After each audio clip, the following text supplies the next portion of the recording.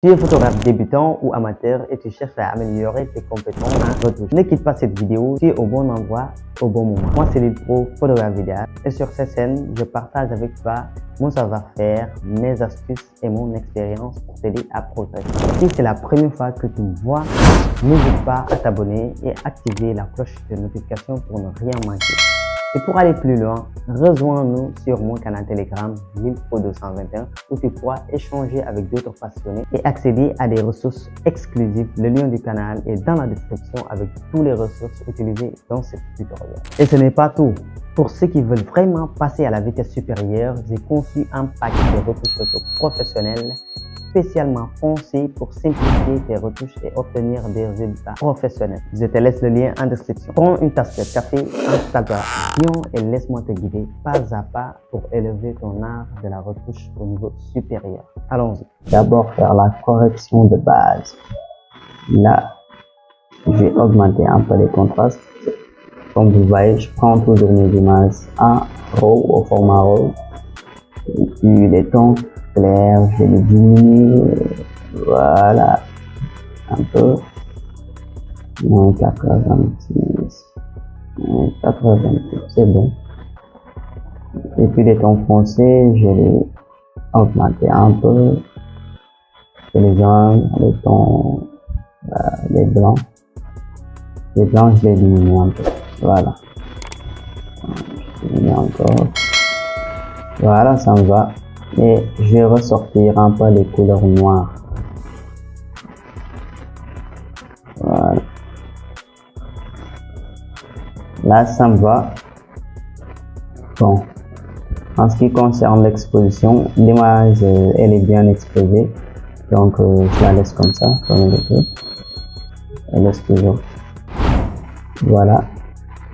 Et là, vous verrez que les courbes sont équilibrées. Là, on a les tons foncés. Et puis là, on a l'exposition. Vous voyez. Plus de monde. Puis voilà. Puis les tons vont vers la droite. Puis je descends. Ça va vers la gauche. Et puis, j'essaie juste d'équilibrer mon expo. Voilà. Ça me va comme ça. Je descends un peu. Là, je vais maintenant régler mon balance. Mon balance qui veut dire la température de l'image. Si je veux quelque chose de chaud, donc je vais juste déplacer mon curseur vers la droite. Et si je veux quelque chose de froid, je vais déplacer mon curseur vers la gauche. Donc vous voyez. Maintenant, moi, je vais laisser comme ça et je vais sélectionner mon pipette. Puis je vais regarder une partie de l'image qui est blanc, comme ici, l'œil. Clique dessus, ça met automatiquement mon balance. Comme vous le voyez là, ça met automatiquement. Attendez, je vais cliquer ça ici pour que vous voyez l'avant et l'après. Vous voyez bien, avant, après, avant et après. Là, on a une image qui est un peu froide. Et puis là, on a une image qui est un peu chaude car l'image est prise, je pense, avec 5000 Kelvin. Attendez, j'ai annulé. Ouais, 5050 Kelvin. Donc, voilà, c'était ça. Là, je 0. Et puis, on reprend. Si mon balance me va comme ça, c'est bon. C'est pas la peine de pousser, mais si ça ne me va pas, pour la corriger, je fais comme ça. Et voilà. En un seul clic, j'ai fait une balance correcte qui me va.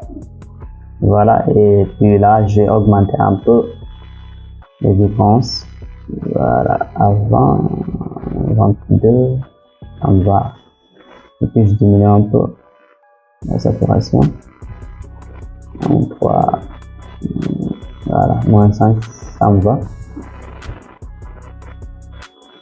Avant, après, voilà. Et puis là, je descends sur les courbes pour accentuer un peu les tons foncés. Voilà, je vais mettre un espèce un petit S pour bien calibrer. Voilà.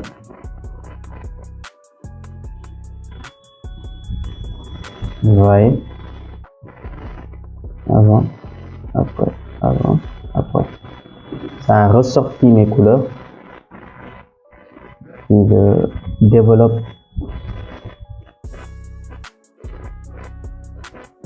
couleurs. Voilà, mélange de couleurs. Et c'est là où que je vais régler mes couleurs comme ressorti.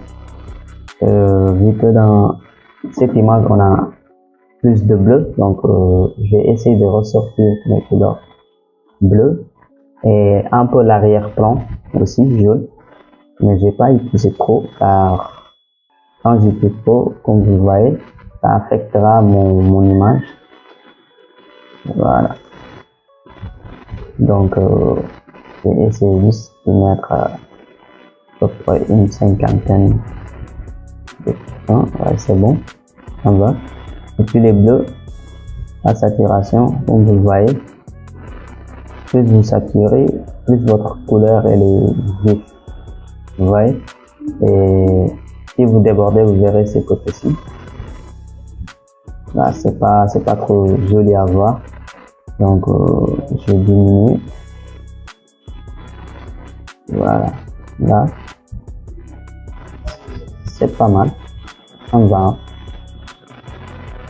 Je vais dans temps et je vais diminuer un peu, moins 5. Voilà, moins 5, ça me va. D'accord. Et puis je vais dans luminance. Luminance vous permettra d'augmenter la lumière de vos couleurs, comme celle-ci. Plus je l'augmente, vous voyez, le bleu s'augmente. Là, je vais laisser à 23. Et puis voilà, ça me va. Et puis je descends dans color grading, qui ça concerne l'étalonnage de notre photo, l'étalonnage des couleurs. Et pour ça, je vais laisser d'abord jusqu'à la fin de cette vidéo. Après avoir retouché ma photo, et puis je reviens pour faire mon color grading, mon étalonnage. Pour valider, pour ouvrir notre image, on clique sur ouvrir pour l'ouvrir dans Photoshop, bien sûr. Voilà, la première des choses que je vais faire d'abord, c'est recadrer mon image au format des réseaux sociaux, format Instagram. Donc pour le recadrer, vous allez dans la barre des outils, sélectionnez votre outil recadrage, puis allez en haut, ici vous sélectionnez 4/5 et puis vous recadrez votre image. Voilà, comme ça me va. Je clique sur entrée pour valider, ou ici, et puis on a une partie noire là.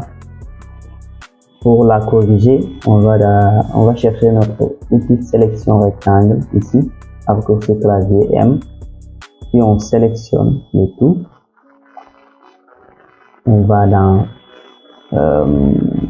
édition, puis dans remplir, et puis on paramètre là, remplir avec, on choisit contenu pris en compte, et puis adapter les couleurs, mode de fusion normal, opacité, on laisse ça à 100%, puis on clique sur OK, ça va remplir automatiquement notre fond. Là, on patiente un peu.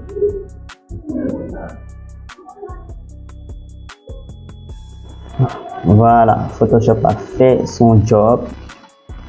Notre image est bel et bien recadrée et voilà, une fois notre image est bien cadrée, ce qu'il nous reste à faire, c'est de corriger les imperfections comme celle-ci. Voilà, là, puis là, on a un peu partout des imperfections. Pour les corriger, il y a beaucoup de méthodes disponibles pour le faire sur Photoshop. On a l'outil pièce, on a l'outil correcteur localiser ici. On a aussi l'outil correcteur. Tous ces outils-là nous permettent de bien corriger nos imperfections et l'outil tampon ici présent. Ouais. L'outil tampon de duplication, bien sûr. Et pour cette vidéo-ci, j'ai sélectionné l'outil pièce, mon outil préféré.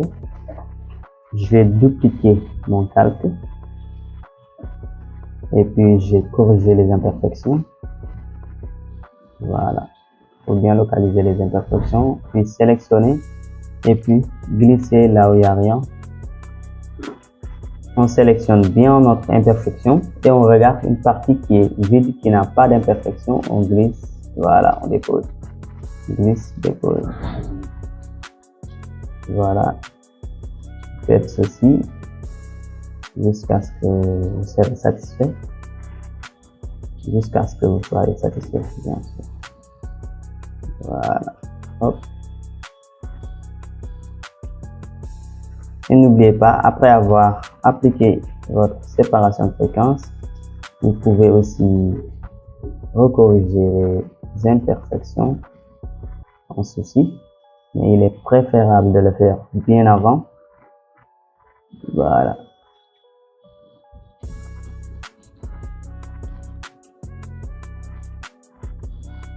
Voilà, là, ici. Là, on a un peu de restant de cheveux. Là, et ici, et là. Hop.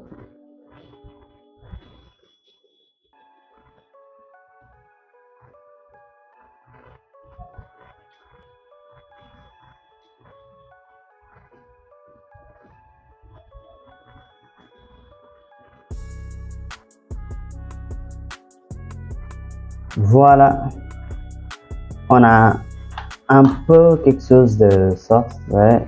Avant, après. Reste ici, voilà. Et puis là maintenant, nous pouvons appliquer notre séparation de fréquence. Je vais dupliquer mon calque d'arrière-plan. Et puis là, je vais le nommer couleur. Voilà, je le reduplique. Et puis là, je vais nommer texture. Hop. Donc, je vais laisser comme ça. Ok, texture. Je sélectionne les deux. Je les mets dans un groupe. Et puis, voilà. Je vais cacher celle d'en haut. Le calque de texture. Vu que notre image est en 16 bits, on va appliquer un filtre flou gaussien. Voilà. Je vais d'abord éliminer tous les rayons et puis regarder une partie qui est nette à l'image. Là, ça me va. Et puis j'augmente un peu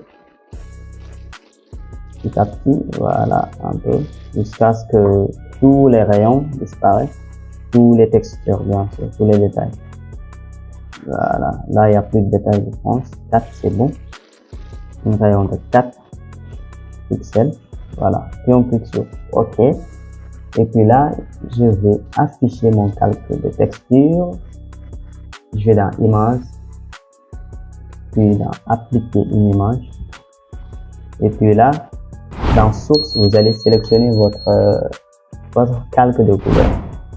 En source, non, votre image d'origine, bien sûr.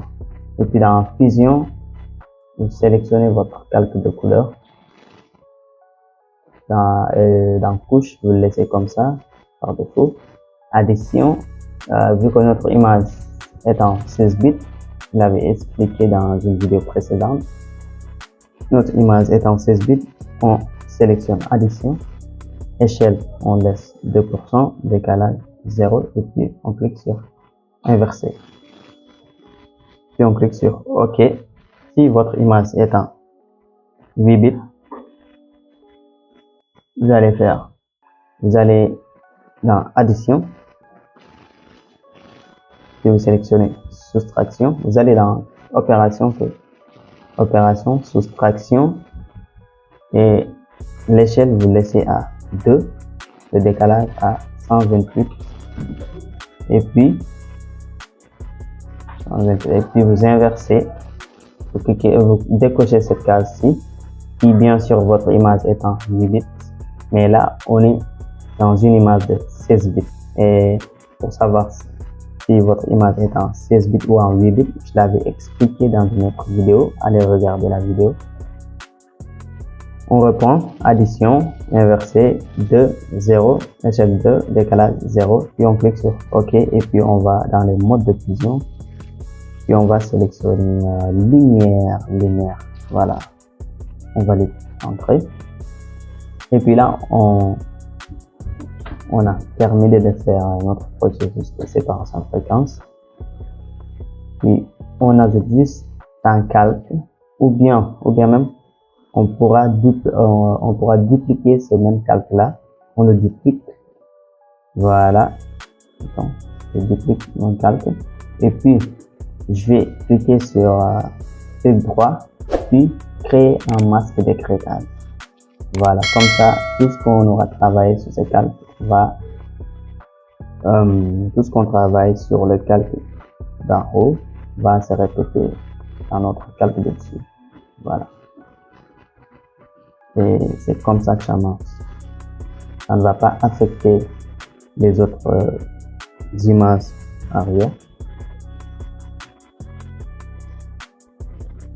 Et puis là, on va sélectionner notre brush, notre pinceau mélangeur, puis les réglages, regardez les réglages que j'ai mis, et vous mettez les mêmes réglages. Je l'avais bien détaillé dans une vidéo précédente. Si vous ne l'avez pas regardé, allez la regarder. Si vous souhaitez aussi une vidéo complète sur comment bien régler notre brush mélangeur, notre pinceau mélangeur, n'hésitez pas à me dire dans les commentaires. Et puis là, je vais masquer,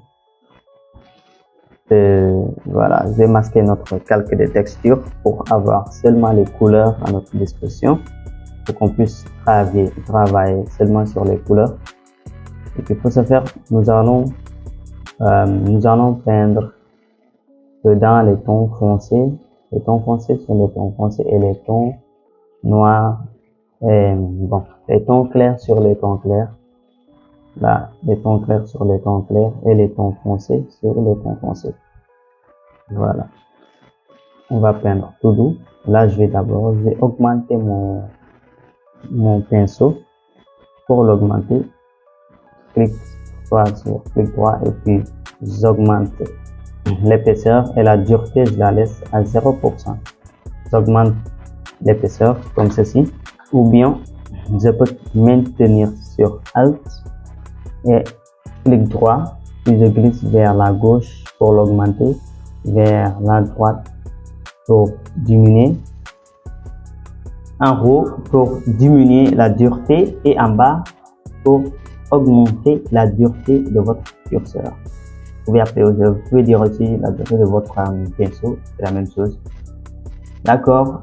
Dans ce premier temps, on va essayer de brusher séparément les tons clairs et les tons foncés. Regardez comme je le fais, les gars. Regardez attentivement et faites doucement, les gars. Ne vous précipitez pas. Vous voyez, si vous faites cette erreur-ci, donc votre image ne sera pas normale, elle sera dégradée par rapport à ce que je fais. Donc je vous conseille de faire tout doucement et de brusher séparément les tons clairs sur les tons clairs, les tons foncés sur les tons foncés. Et puis vous pouvez cliquer sur votre calque texture pour voir votre travail en temps réel. Et puis vous pouvez le masquer pour avoir un contrôle total sur vos couleurs, pour que vous puissiez travailler uniquement sur les couleurs sans pour autant être dérangé par les textures. Donc voici le concept, c'est de brusher séparément chaque ton à part, et à chaque étape vous relâchez le clic, vous changez d'endroit, et si l'endroit est trop petit et vous pouvez juste diminuer votre curseur comme je vous l'avais expliqué comment faire. Vous diminuez juste le curseur et puis vous cochez. C'est aussi simple que ça les gars. Regardez. Je vais pas accélérer la vidéo. Je vais laisser la vidéo telle qu'elle est. Vous la suivez pas à pas. N'essayez pas d'accélérer le processus. Vous voyez? Et faites tout doux. Allez petit à petit. Faites des exercices chaque jour. Si vous en avez bien sur le temps, faites des exercices pour vous améliorer. Ça va vous aider à vous améliorer plus facilement. Ouais. La meilleure façon d'apprendre, c'est de pratiquer ce que l'on apprend. Après, voilà, vous pouvez enseigner ça à d'autres personnes. Mais la meilleure façon de progresser, c'est de pratiquer. Voilà. Donc, pour pratiquer, ne négligez pas la pratique. Pratiquez beaucoup, beaucoup, beaucoup les gars. Je vous le conseille. Car vous ne pouvez pas progresser en une journée de formation juste parce que vous avez suivi la formation. Non, non, non. Vous avez beaucoup de pratique à faire pour mieux comprendre la chose. Si je vous expliquer seulement sans la pratique, je pense que beaucoup de personnes d'entre vous ne comprendront pas. Donc, prenez le temps de suivre la vidéo jusqu'à la fin. Et voilà, respectez les règles. À la fin de cette vidéo, vous saurez comment bien utiliser ces outils-là. Donc, je vous laisse regarder et je vais partir à la vidéo.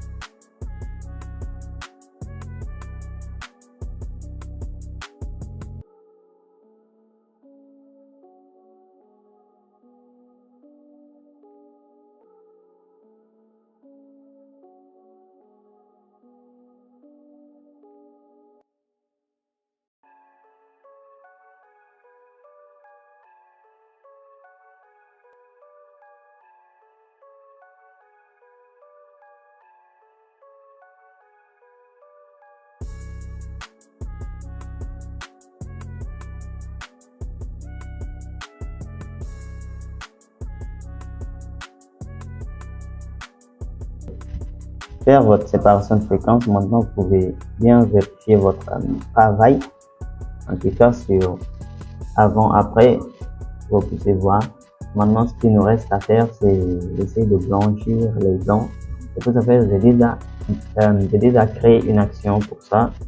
Je l'avais dit sur une autre précédente vidéo. Si vous n'avez pas vu, je la mettrai en description. Vous pourriez aller la voir et puis savoir comment fonctionne l'action et autres. Et je vous la mettrai aussi en description. Vous pourriez la télécharger gratuitement pour l'utiliser afin que vous puissiez accélérer votre type de travail. D'accord. En le premier temps, vous allez aller importer votre action d'abord et puis vous allez dans action et vous localisez votre action et puis cliquez sur le bouton play. Voilà, c'est simple. En un seul clic, voilà, vous allez sélectionner maintenant votre pinceau normal, voilà. Et puis vous brochez la couleur blanche pour brocher, bien sûr. Et puis, si vous souhaitez supprimer certaines parties, vous pouvez inverser la sélection juste en cliquant sur X du bouton de votre clavier pour inverser. Et puis, vous supprimez, c'est aussi simple que ça. Regarde. Après ça, on fait un retour dans Camera Raw, là où je vais vous montrer comment pouvez-vous faire bon étalonnage, en tout cas pour un débutant.